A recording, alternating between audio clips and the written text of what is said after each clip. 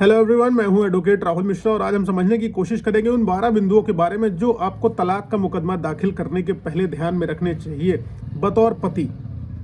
आज ये बातें हम आज समझने की कोशिश करेंगे जिससे आपको तलाक आसानी से मिल सके, जिससे आपके ग्राउंड्स, आपके बेस को मजबूत किया जा सके। लेकिन उससे पहले मैं आप लोगों से रिक्वेस्ट करूंगा कि अगर आप लोग चैनल पर नए हैं या पहली बार आ रहे हैं या आप लोगों ने अभी तक इसको सब्सक्राइब नहीं किया है तो प्लीज़ आप सब्सक्राइब कर लें, क्योंकि मैं यहाँ पर बहुत इंपॉर्टेंट वीडियोस आपके काम की डालता हूँ जिससे आप हमेशा अवेयर रहने वाले हैं। और फर्दर में कोई अगर लीगल प्रॉब्लम हो, कोई हेल्प चाहिए तो आप मुझे कॉन्टैक्ट कर सकते हैं, मैं सपोर्ट करने के लिए एकदम बैठा हूँ।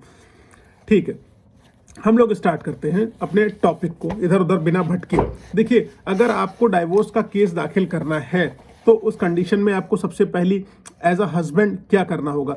सबसे पहले देखिए, पुलिस कंप्लेन करनी होगी। आमतौर पर हमने देखा है कि वाइफ तो पुलिस कंप्लेन कर देती है, उनके साथ कोई भी इंसिडेंट XYZ होता है तो पुलिस कंप्लेन कर देती है। और हस्बैंड जो है सबसे बड़ी गलती क्या करते हैं, हस्बैंड सबसे पहले पुलिस कंप्लेन नहीं करते हैं, वो सीधे सीधे जाके क्या करते हैं, वो डाइवोर्स का मुकदमा दर्ज कर देते हैं। अब डाइवोर्स का मुकदमा दर्ज करते हैं, कोर्ट में मान लीजिए पेशी होती है तो कोर्ट पूछती है कि ऐसा क्या हो गया कि आपको डाइवोर्स लेने की आवश्यकता पड़ गई, आपको तलाक लेने की ज़रूरत पड़ गई।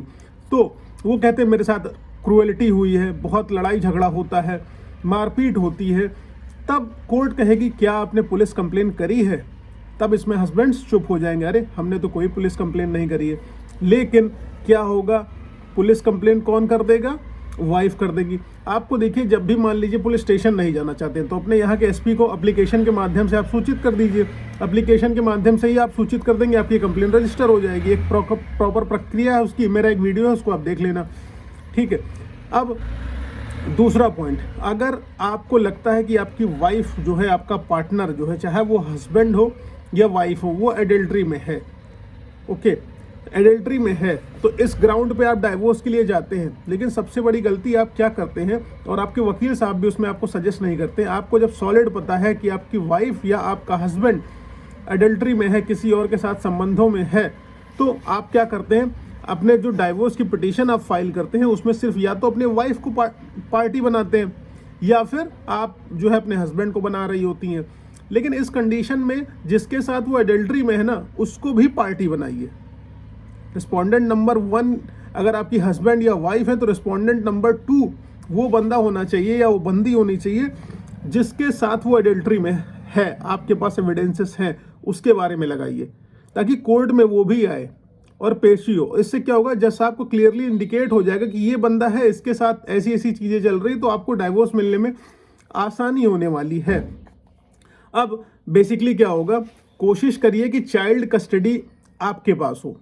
जो भी डाइवोर्स फाइल कर रहा है, चाहे वो हस्बैंड या वाइफ, चाइल्ड कस्टडी आपके पास हो। अमूमन वैसे वाइफ्स डाइवोर्स नहीं फाइल करती है क्योंकि वो बच्चे की कस्टडी अपने साथ ले जा चुकी होती, बच्चा उनके पास होता। तो कोर्ट क्या कंसिडर करती है कि जिसके पास बच्चा है, मान लीजिए फीमेल है, उसके पास बच्चा है, अब उसके पास बच्चा है, अगर उसको डाइवोर्स दिला देंगे तो आखिरकार वो जाएगी कहाँ, बच्चे का क्या होगा, बच्चे का भविष्य खराब हो जाएगा। कोर्ट ये ध्यान में रखती है।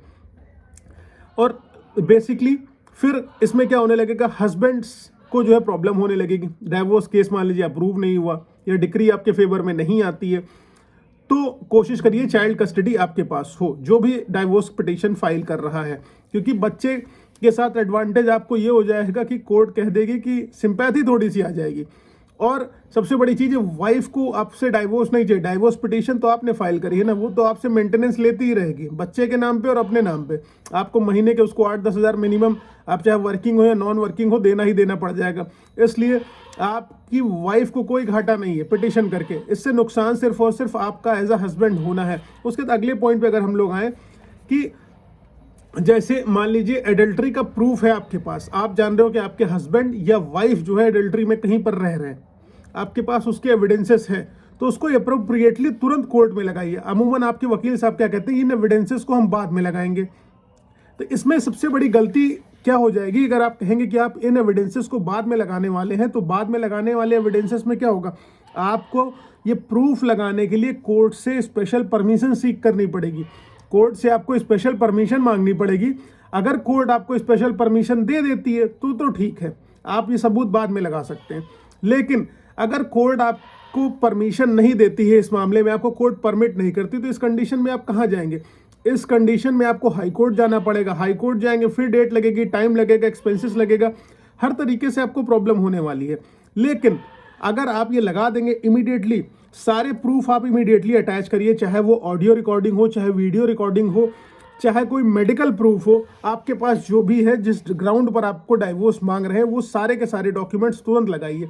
तुरंत लगा देंगे तो आपको झमेला नहीं पालना पड़ेगा। उसके बाद अगला आइए कि जो 5वां पॉइंट जो है इसका, आपको डेट टाइम स्टोरी सारा पता होना चाहिए। किस चीज़ का? जिस इवेंट के आधार पर आप जो है डाइवोर्स मांग रहे हैं, कि शादी अगर आपके साथ हुई तो कब गलत हुआ, कैसे गलत हुआ, क्या क्या गलत हुआ, उनके घर से कौन आया आपको मारने पीटने के लिए, या आपके कपड़े कब फाड़े गए, या आपका मान लीजिए सामान कब फेंका गया, आपका सूटकेस के साथ आपको घर से बाहर कब निकाला गया, ये सारी चीज़ें उसमें मेंशन करिए। उसके बाद combination of adultery and cruelty. अगर अडल्ट्री है तो ऐसे ही क्रूएलिटी हो गई, क्योंकि adultery is also considered as cruelty.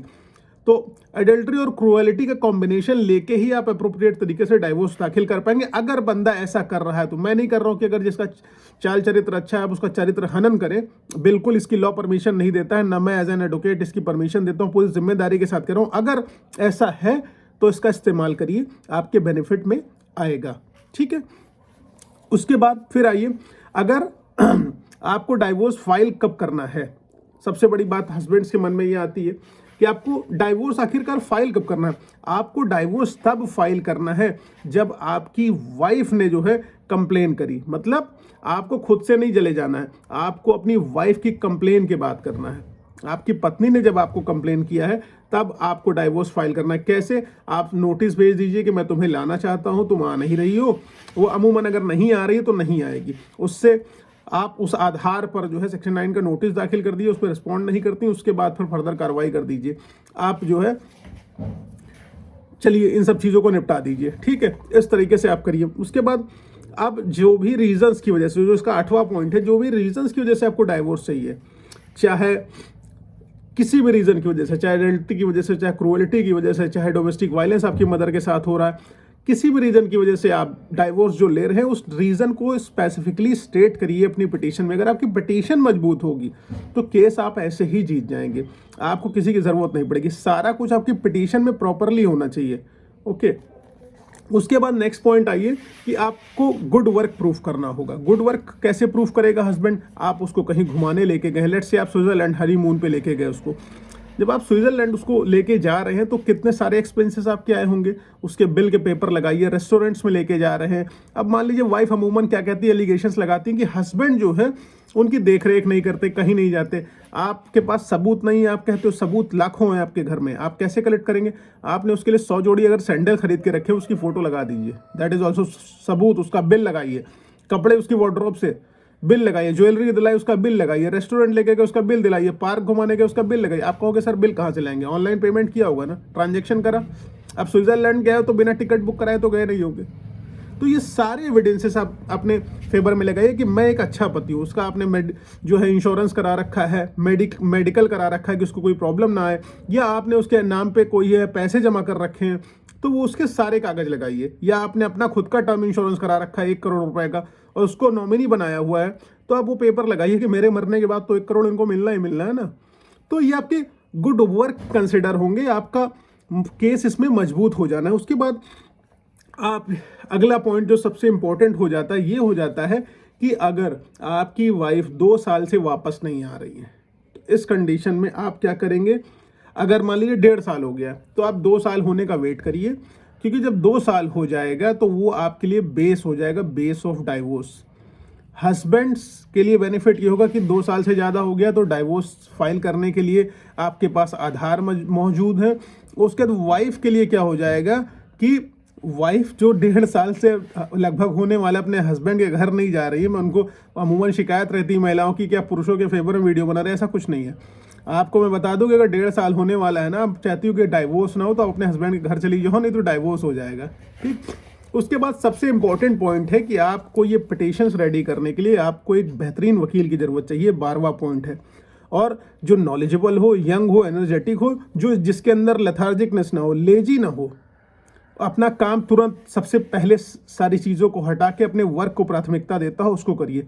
मैं नहीं कहूँगा कि आप जो है सिर्फ पुराने वकीलों को हायर करिए, बिल्कुल नहीं। आप नए यंग फोर्स, नए लड़कों को रिक्रूट करिए जो एनएलयूज से पढ़ के आए, नेशनल लॉ यूनिवर्सिटीज से पढ़ के आए हैं, जिनके पास एक्स्ट्रा टैलेंट है, एक्स्ट्रा नॉलेज है, उनको आप हायर करिए।